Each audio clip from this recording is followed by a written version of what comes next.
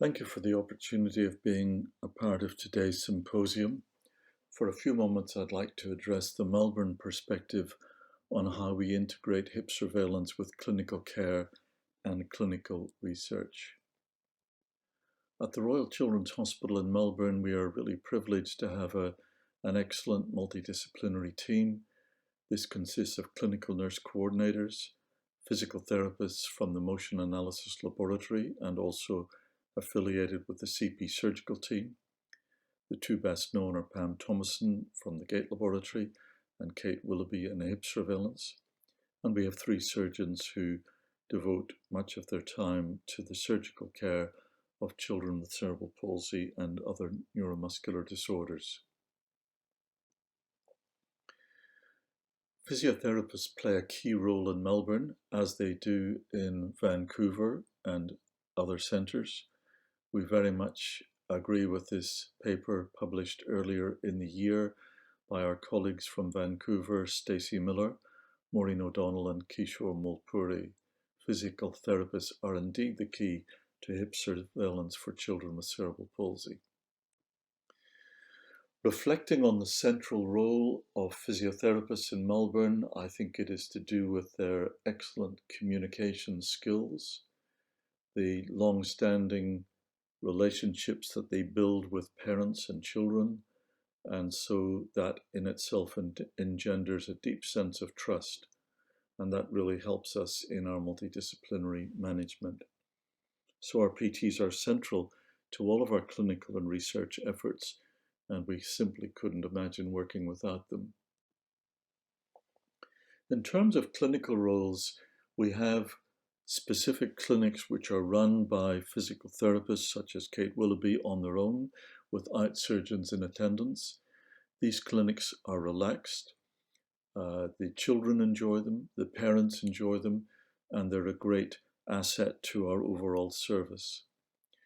Therapists are also involved in the multidisciplinary team clinics in providing the statewide service and in communicating with internal and external providers.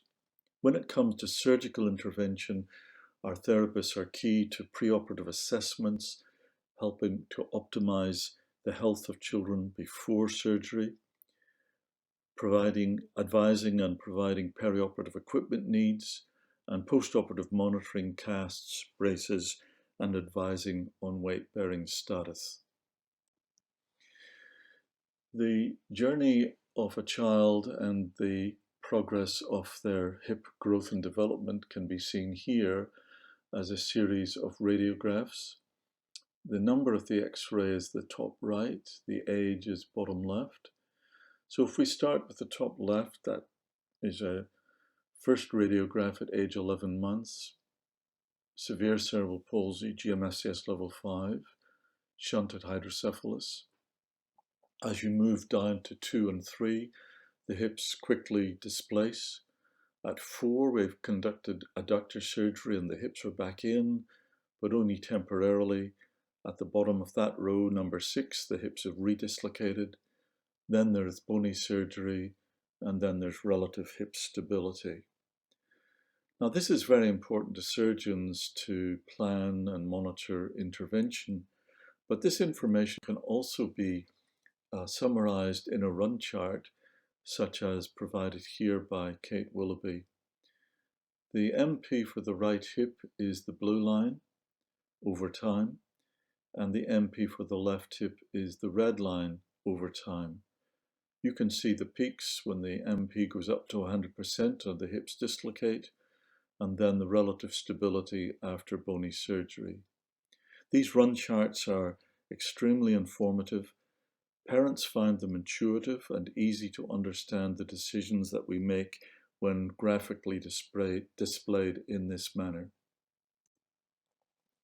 HipWatch is our new program of Victorian CP Hip Surveillance Network.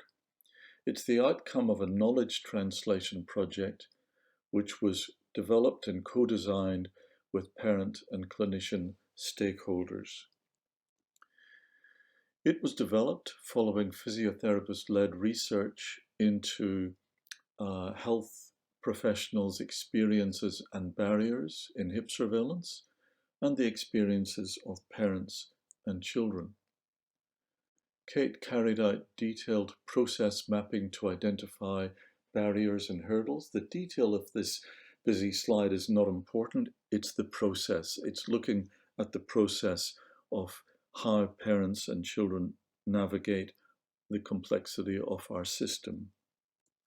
New processes were introduced to address barriers and hurdles, and our whole service has been re-engineered as the Victorian CP Hip Surveillance Network. There is a centralized data collection through the HipWatch database, and this is going to be linked with our statewide cerebral palsy register. The service will be coordinated by two program coordinators, both physical therapists, one at each of our tertiary hospitals. In terms of our research, physiotherapists also have a central role. Melbourne is involved in the important research initiative from Sick Kids in Toronto, the CHOP 1 and 2 studies. Kate communicates with the Sick Kids Toronto team and provides the ongoing data for CHOP 1 and 2. In Melbourne, we also have an RCT comparing soft tissue and bony surgery, and Kate coordinates the entry of patients, randomization, data collection, monitoring of outcomes, pretty much everything except the surgery itself. So our PTs have a really important research role in measuring and recording clinical exam data for both CHOP studies and our RCT. Knowing the child's GMFCS is critical because it predicts hip displacement and it also predicts the success of surgery. So accurately assigning GMFCS is crucial for CHOP 1 and CHOP 2. In the RCT in Melbourne, we're also interested in serial changes in GMFM with both hip displacement and also the effects of surgery. GMFM is assessed by our therapists working together, actually recorded on video in the Gate laboratory, even though the children are non-ambulant.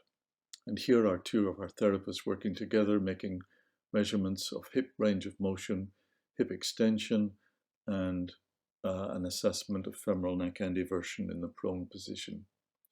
But assessments of both GMFCS and GMFM are crucial to our research activities.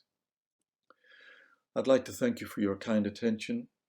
I'd like to thank my colleagues Kate Willoughby and Pam Thomason, and once again confirm that physical therapists are indeed the key to hip surveillance for children with cerebral palsy. Thank you for your kind attention.